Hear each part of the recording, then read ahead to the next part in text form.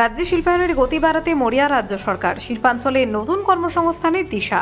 পশ্চিমবঙ্গে শিল্পায়নের গতি ত্বরান্বিত করতে এবং নতুন বিনিয়োগ আকর্ষণের লক্ষ্যে দুর্গাপুরের সিটি সেন্টারে একটি বেসরকারি হোটেলে উচ্চ পর্যায়ের বৈঠকের আয়োজন করা হয়। পশ্চিম বর্ধমান জেলার প্রথম সারি শিল্পপতি, বড় উদ্যোগপতি ও নবীন উদ্যোক্তাদের নিয়ে এই বিশেষ বৈঠক করলেন রাজ্যের শিল্পমন্ত্রী তাপস রায় ও পূর্তমন্ত্রী ডাক্তার অজয় পোদ্দার। আলোচনায় শিল্পাঞ্চল দুর্গাপুরে নতুন শিল্প স্থাপন, কর্মসংস্থান বৃদ্ধি এবং শিল্প বান্ধব পরিবেশ গড়ে তোলার উপর বিশেষ জোর দেওয়া হয়। মন্ত্রীরা জানান, মুখ্যমন্ত্রী শুভেন্দু অধিকারীর নির্দেশে শিল্পাঞ্চলকে বিশেষ গুরুত্ব দেওয়া হচ্ছে। ইতিমধ্যে শ্যাম স্টিলের নতুন কারখানার ভিত্তিপ্রস্তর স্থাপন হয়েছে এবং আমুলের নতুন প্রকল্প তৈরির কাজ দ্রুত এগোচ্ছে। এছাড়া শিল্পাঞ্চলে দীর্ঘদিন ধরে বন্ধ থাকা রাষ্ট্রায়ত্ত কারখানাগুলিকে নতুন করে পুনরুজ্জীবিত করার বিষয়ে কেন্দ্রীয় সরকারের সঙ্গেও ধারাবাহিক আলোচনা চলছে বলে জানানো হয়। हम लोग भी बोले हैं, एड्रेस किए हैं और जो करना है, ये जो मेमोरेंडम दिए हैं, जो प्रॉब्लम्स है वो तो सही है। तो all these problems will be addressed by the department, by us, by the government and by the honorable chief minister. কিন্তু শিল্পের উৎসবটা করতে হবে না। শিল্পের উৎসব বাদ দিয়ে সব উৎসব হয়েছে, শুধু দুর্গাপুর আর আসানসোলে হয়নি, সারা বাংলা জুড়েই হয়েছে। ঠিক আছে, 50 কোটির উপর অন্যদিকে চলে গেলে ভাই শিল্প পর্যটন বলছি দাদা। সুতরাং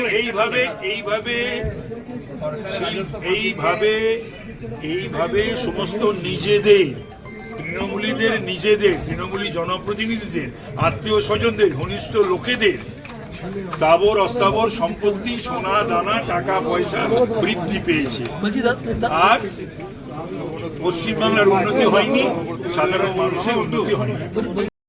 আপনারা নিশ্চিতভাবে জানেন যে এগুলো স্টেক হোল্ডারদের সঙ্গে কথাবার্তা বলা, ক্যাবিনেট করা, এগুলোর পূর্বে তো বলতে পারি না। আমি একটা কথা, শুধু আরেকটা আমার প্রশ্ন ছিল, যেমন মহারাষ্ট্র বলছে 70 লাখ ক্রোড় ইনভেস্টমেন্ট তারা চায়, আপনার আন্ধ্রা বলছে 30 লাখ ক্রোড়, টেন্টেটিভলি বেঙ্গলের সেটা বলতে পারতাম যদি মহারাষ্ট্র, আরেকটা কি বললে, আন্ধ্রা, আর্লিয়ার গভর্নমেন্ট মহারাষ্ট্র দিয়ে গেছে কিছু না, তো আর্লিয়ার গভর্নমেন্ট এবং তারও আগের গভর্নমেন্ট যদি কিছু দিয়ে যেত, আমাদের তো শুরু করতে হচ্ছে না।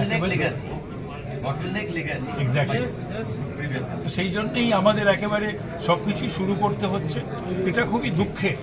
দুর্গাপুরে বন্ধ কারখানা, মানে আমি আমার প্রিডিসেসরদের কাছ থেকে 3টে প্রিডিসেসর 15 বছর কিছু পাইনি, শিল্প দিয়ে যায়নি। শিল্প খরা কাটবে, তাহলে শিল্প খরা যদি না কাটে তাহলে বুঝতে পারছেন যে পশ্চিমবাংলার অবস্থা কি হবে, আমার এই সমস্ত বাংলার নবপ্রজন্মের ছেলে মেয়েদের কি হবে।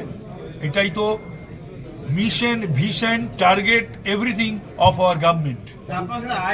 Report Durgapur news digital.